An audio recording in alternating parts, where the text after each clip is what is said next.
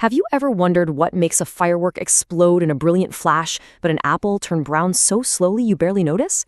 Well, it turns out there's a secret set of rules behind it all. It's called collision theory, and it's the invisible engine that powers literally every chemical reaction in the universe. I mean, just think about it. On one hand, you've got dynamite. The reaction is so incredibly fast, it's basically instantaneous. Just a massive, brilliant release of energy. But on the other hand, you've got something like an old iron gate, slowly, year after year, surrendering to the elements and rusting away. They're both chemical reactions, right? But they couldn't be more different in their timing. So that's the big question, isn't it? What's the deal? Why is one reaction a violent, explosive sprint, while the other is this incredibly slow, crawling marathon? To get to the bottom of this, we're going to have to shrink down. I mean way, way down. We need to take a little trip into the microscopic world of atoms and molecules, because that's where all the action is really happening. Okay, so what does this world even look like? The best way to picture it is to imagine a gigantic arena filled with millions of tiny, supercharged bumper cars. These are our molecules, and they are constantly zipping around, bouncing off the walls, and crashing into each other. This chaotic, energetic dance floor is the stage for all of chemistry. But here's the secret. All that mayhem isn't as random as it looks. It's actually governed by a really strict set of rules. For these molecular bumper cars to do more than just bounce off each other, for them to actually change and create something new, 3 very specific things have to happen. Let's break down those rules.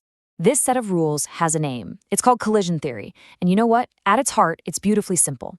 All it really says is that for a chemical reaction to happen, the particles have to actually collide, they have to hit each other with enough energy, and they have to hit each other in just the right spot. So let's call them the 3 golden rules. Rule number 1, you must have a collision. The particles have to physically make contact. Rule 2, that collision needs to pack a punch. It needs enough energy. And rule 3, the angle of attack has to be just right. If a collision fails on even one of these, it's a dud. Nothing happens. You need all 3 for the magic to work. All right, let's start with the most obvious one. Rule number 1, the particles have to actually meet. I mean, if they just fly right past each other in the void, there's a 0% chance of a reaction. It sounds incredibly basic, but this is the foundation for everything else we're going to talk about. No collision, no reaction. It's really that simple. Okay, on to rule number 2, energy. Just gently tapping another molecule isn't going to cut it. You have to slam into it with a certain minimum amount of force. In chemistry, we call this the activation energy. I love this analogy. Think of it as the cover charge or the entry fee to get into a club. If the colliding molecules don't have enough energy to pay that fee, sorry, they get turned away at the door. No reaction for you.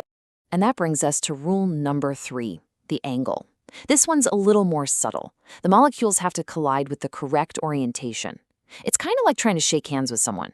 If you offer your hand and they offer their elbow, it's not a handshake, it's just a clumsy bump, right? Same thing here.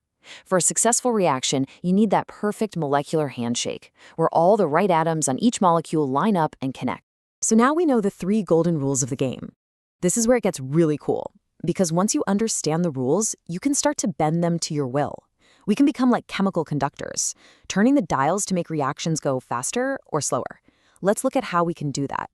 The first, and maybe most obvious dial we can turn is temperature. When things are cold, molecules are kind of lazy. They're just taking a slow, lazy stroll. This means they don't bump into each other very often, and when they do, the collisions are pretty weak. But what happens when you crank up the heat? Whoa, they start zipping around like they're in a frantic pinball machine.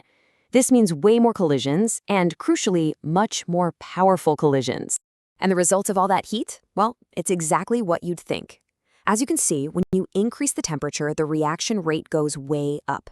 More heat means more molecules have enough energy to pay that activation fee we talked about, and that leads to a huge jump in the number of successful reactions happening every single second. So what's the next dial we can turn? Concentration. Let's go back to that dance floor analogy.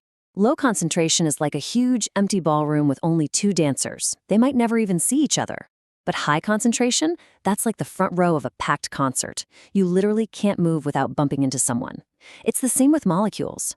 The more you pack into the same space, the more often they're going to collide, and the faster the reaction will go. Now for a really clever trick, the catalyst. A catalyst is like a chemical matchmaker.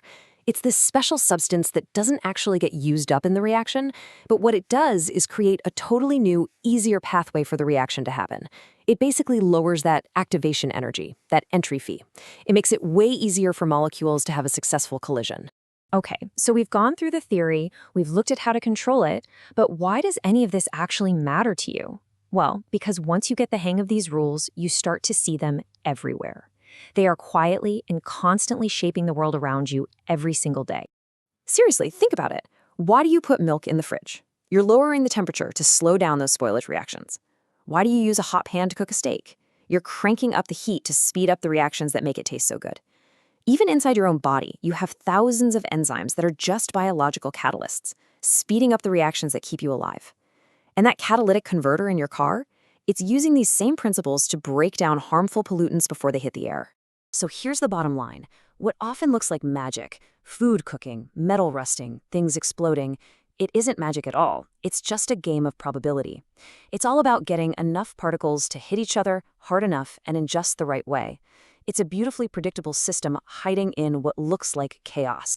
And that leaves us with a pretty awesome question to think about. We've gotten really, really good at manipulating these molecular rules to create everything from life-saving medicines to incredible new materials. So as we get even better at choreographing this molecular dance, what's next?